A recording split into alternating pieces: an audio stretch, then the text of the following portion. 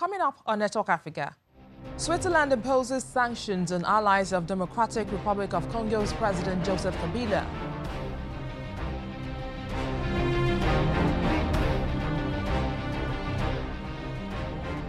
South African court finds Finance Minister Malusi Gigaba culpable of violating the country's constitution.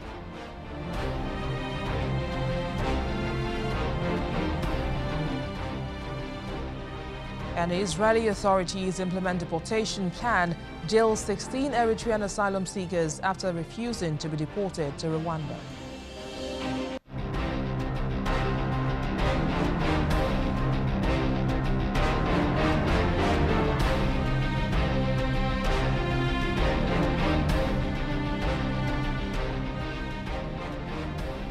Thanks for joining us on the program. I am BC Adebayo. Switzerland has imposed sanctions, including asset freezes and travel bans on 14 allies of Democratic Republic of Congo's President Joseph Kabila amid worsening political crisis linked to his refusal to step down. The sanctions list, published by the Swiss Secretariat for Economic Affairs, largely mirrors one already enforced by the European Union. The United States had also imposed sanctions on senior Congolese officials over the past 2 years. Switzerland has long held a reputation as a favored international destination for stashing ill-gotten wealth owing to its banking privacy laws.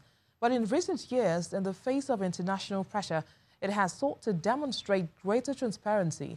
President Kabila struck a deal in December 2016 with the main opposition bloc to stay on until after his mandate expired on the condition that his elections would be at the end of 2017. But that did not happen.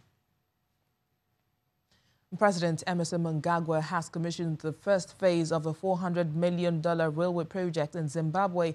This comes as the country sets to revive its railway network using funds raised from Zimbabweans living abroad, most of whom are based in South Africa. Millions of Zimbabweans have fled the country during the economic meltdown.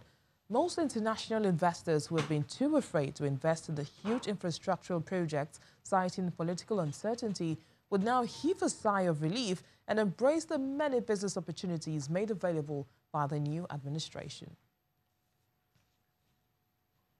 A South African court has found the Finance Minister Malusi Gigaba culpable of violating the country's constitution by deciding to revoke his approval of a company's bid to open a private airport immigration facility.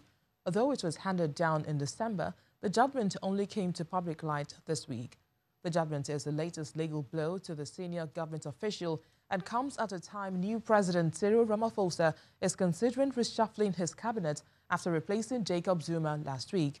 Gigaba, whose job security under Ramaphosa is unclear, says he would challenge the decision in due time while instructing his lawyers to study the judgment. He has appeared before the Parley Joint Finance Committee. Now, while Gigaba battles the court judgment, he has also announced an additional 57 billion rand that will be allocated to free university education for students from poor and working-class families. The plan was initially announced by former President Jacob Zuma in December 2017, but there are still concerns about whether it will be feasible in the long term. Critics have described the issue as one of the after-effects of Mr. Zuma's tenure, which was characterized by financial mismanagement and the alleged looting of state funds. The budget is expected to affect on the wealthy as well as because they'll be paying higher taxes on their estates and higher VAT on luxury goods. Now, the African region has been affected by severe droughts in recent years, affecting not only food security but also energy supply in countries that make heavy use of hydropower. Industry experts believe the time has come for African nations to diversify energy supply, particularly countries reliant on hydropower. These remarks were made recently at an energy conference in Johannesburg, South Africa. The executive director of the Energy Regulation Board in Zambia, Langiwe Lungu, fears that hydropower stations in such countries are at risk, as climate change studies suggest. Zambia has since introduced solar, coal power and heavy fuel to its energy mix, while in Kenya, electricity generation capacity is mostly from hydroelectric and geothermal sources. Sudanese authorities have announced plans to release more than 80 political prisoners who were arrested last month after protests about high prices and tough economic conditions turned violent. Some protesters and opposition leaders are still being held, but activists hope the release is a sign of change to come in a country that has had little tolerance for resistance in the past. Families and friends of people detained last month in protest over high prices of bread and tough economic conditions gathered outside the prison in Khartoum after the government said they would release more than 80 political prisoners.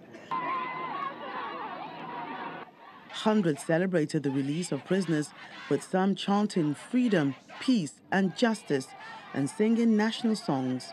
Among those arrested were students, journalists, opposition members and activists. This experience has taught me to stick to my cause and the cause of the nation. I will be always steady in my stand, and we will liberate this country from those Islamists. The revolution is coming by the will of Allah. Authorities say the remaining prisoners will be released after some procedural issues are sorted out.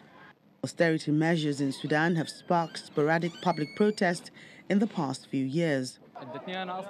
They were detained without reason and were not brought in front of a court for a long time. What happened was not a grant from the government when it decided to release our friends. This was their right. Amnesty International says that up to 185 people may have been killed in 2013 when thousands took to the streets in demonstrations against fuel price increases. Protests have since been much smaller, and the main opposition parties have called for peaceful demonstrations against the increase in the price of bread.